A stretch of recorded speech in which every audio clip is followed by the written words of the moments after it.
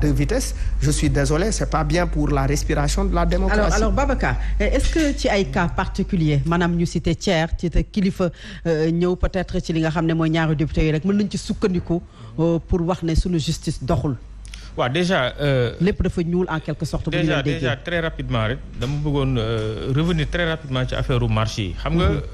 wax nañ ko léegi gis nga marche professeur wax na ko Malal l'a dit maître également c'est un droit fondamental c'est-à-dire que dañu war a toll foo xam ni utiliser une marche une manifestation dañ ko war a banaliser donc je pense que loolu moo war a nekk principe bi moo tax sànq ma ni peut-être ñi nga xam te ñoom ñooy conseiller les autorités compétentes war nañ mën di jox en tout cas l'autorité la bonne information. Parce que fi ñu toll nii à l'état actuel de notre démocratie c'est-à-dire man je conçois mal une manifestation ñu bëgg ko interdire donc loolu dafa war a nekk loo xam ni dañ ko war a banaliser. alors ci question bi nga wax léegi muy mbirum justice bi. boo xoolee tey manifestation bi li ko soobee woon mooy dañ bëggoon dénoncer le fait que aujourd'hui bon kilifa ñu ngi ko téye ci kaso bi. alors gis nga boo jëlee cas boobu au-delà même de kilifa ñun dañuy liggéey lu bëri ci mbirum prison yi Malal moo ngi koy wax semaine bee passée maa ngi moom bokk nañ ci benn vidéoconférence boo xam ni on traitait la question du surpeuplement carcéral question lépp loo xam dafa laale ci justice. man bokk en tant que droit de l'homme li ma gëm mooy gis nga l'arrestation c'est-à-dire le fait que nga téye nit loolu dafa war a nekk exception principe bi mooy nit ñi di dox di dem parce que tey bu ñu indee la question des peines alternatives wax lan mooy contrôle judiciaire c'est parce que aujourd'hui dañu war a toll foo xam ni nit ki balaa nga koy teg loxo di délivrer un mandat de dépôt dafa war a nekk ni peut-être c'est une personne qui ne présente pas des garanties de représentation en justice. loolu c'est fondamental parce que loolu dina permettre aujourd'hui parce que tey boo demee ci prison yi et ça je pense que Malal mën na ko parce que moom da ciy liggéey lu am solo xëy na moo ko gën a maîtriser mais boo xoolee majeure partie li ëpp bokk ci détenus yi dañu nekk en position de détention préventive maanaam ñi nga xam ne atte guñ leen moo ëpp ñi nga xam ne atte nañ leen alors loolu je pense que ni ñun en tant que organisation de défense des droits de l'homme wala boog ñi nga xam ne seen xam-xam dafa màcc jëm ci mbirum kaso yi bu ñuy wax en quelque sorte c'est pour apporter des solutions parce que tey bu fekkente ni prison yi dañ ko désengorger def nañ de telle sorte que ñuy privilégier li nga xam tey moom mooy la liberté en utilisant les peines alternatives mais dinañ soulager li nga xam tey moom mooy prison yi su boobaa yenn problème yi am ci prison yi dootul am. mais xam nga Babacar li ngay wax c'est vrai que benn wàll la ci jafe-jafe yi. mais tey ñoom doxu ñaxtu bi dañu jàpp ne yoon dafa jeng. jeng bi moom mooy li ñu gis mooy pouvoir exécutif. dafa teg loxoom bu baax a baax ci pouvoir judiciaire di leen wax nan la ñuy def kan la ñuy jàpp kan la ñuy téye bu ñu déggee analyse bi nga xam ne Malal def na ko. moom foofu laa bëgg a wax est-ce que mën nañu sukkandiku ci ay cas particuliers. xam nga déjà xam nga li ñuy wax la perception dafa am solo. parce que boo génnee ci mbedd mi tey nga interroger benn citoyen lambda boo ko poser question sur la justice la lay wax la justice sénégalaise elle n'est pas indépendante parce que bu ñu fàttali ko Fatou Abdou bu ñu fàttali ko en 2017 2018 bu ñu demee ba Union des magistrats du Sénégal les magistrats eux-mêmes ils ont posé sur la table et puis mu nekk une première dans l'histoire judiciaire du Sénégal ñu gis ay magistrats yu def benn colloque je pense c'était en 2018 avec sous Télico ñu mettre sur la table la question de l'indépendance de la justice donc bu ñu nee ba magistrats yi seen jëmi bopp ñoom ñu jël question boobu teg ko sur la table c'est parce que même bu fekkente ni mënuñu affirmer à 100% c'est-à-dire au niveau de la perception boo ci sukkandikoo li ñu lay wax mooy la justice elle n'est pas indépendante mais loolu li ko waral mooy déjà Malal moo ngi koy wax léegi boo jëlee le cas de Kilifeu quelqu'un koo xam ni parce que man encore une fois de plus li ma gëm mooy une personne ak nit ki un citoyen sénégalais bu fekkente ni il a toutes les garanties de représentation en justice kooku je pense que ni war nga ko mën a may benn bon soit liberté provisoire wala nga mettre ko sous contrôle judiciaire ba heure bu ko yoon soxlaa mu mën a ñëw wuy si waat mais tey bu fekkente ni procédure boobu nekkuloo ci nga gis keneen koo xam ni peut-être de l'autre côté moo ngi bénéficier wu li nga xam tey moom mooy privilège yooyu donc loolu il y a de fortes en fait loolu li ñu mën a xalaat surtout au niveau de la perception mooy que la justice n'est pas indépendante maintenant moo tax ñun boo xoolee suñu position pour régler cette question dañuy yàgg wax que ni parce que problème yëpp nag leen la Fatou Abdou mooy déjà mandat de dépôt yi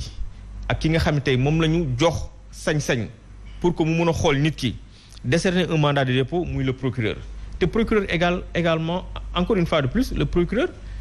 ce n'est pas une personne qui est neutre le procureur c'est une partie au procès moom déjà dafa am foo xam ne foofu la far l'instruit à charge foofu la féetee bon moom c'est une partie au procès maintenant parce que même les magistrats eux-mêmes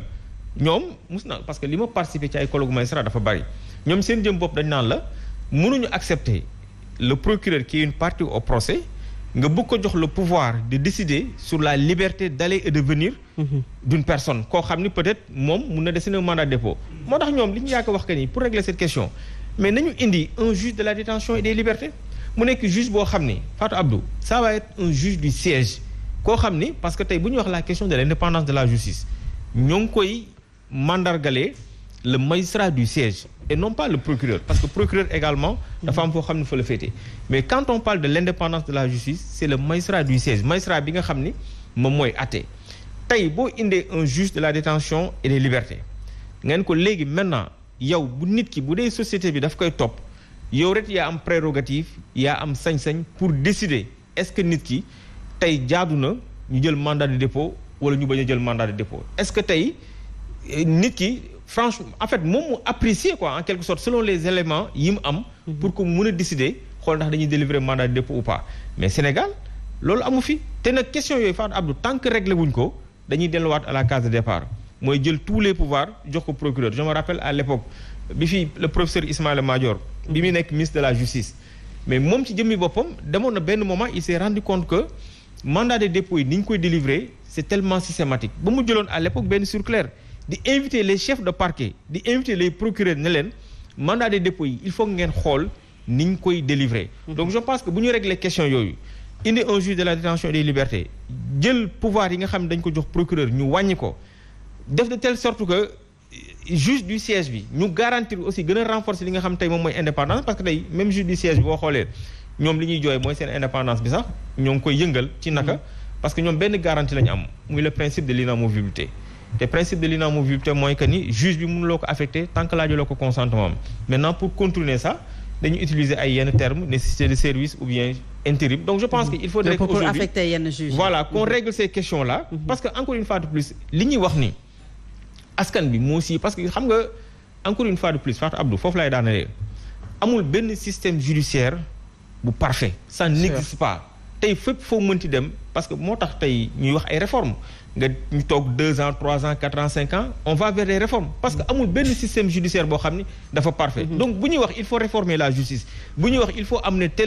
il faut instaurer un juge de la détention et des libertés wàññi pouvoir du procureur c'est dans le sens de bien faire parce que loolu tant que defuñu ko la perception va demeurer mooy que ni on n'a pas une justice qui est indépendante. Clair Babacar alors professeur est-ce que li ñu fi wax nii yëpp indiwul benn question muy l'indépendance de la justice tey naka la ñu mën a def ba l'exécutif bu ñu ko waxee wax le président de la République ñu mën a freiner li nga xam ne mooy pouvoir am ci li nga xamante ne mooy justice bu Sénégal bu ñu gisee union des magistrats moom moo njëkk a wax ne dañu bëgg justice boo xam ne moom mooy moom boppam président de la République sax du siège fi nga xam ne mooy UMS. c'est ma position te wax naa ko mais nga may ma rek ma wax ne monsieur Sow man d'accorduma avec cette position vous savez ñu bëri sax dama leen wax ni leen peut-être que constitution bi dañ ko ñàkkal fayda parce que et pourtant donc voilà c'est la loi fondamentale donc voilà réflexe bi fa la war a dem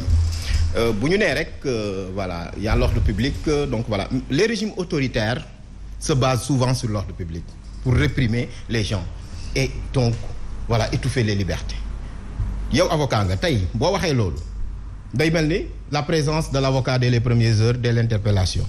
mën nañu ñëw ñu ni donc voilà est-ce que mën nañuy xaar nit ñi donc voilà ñuy am avocat et cetera donc voilà il faut jamais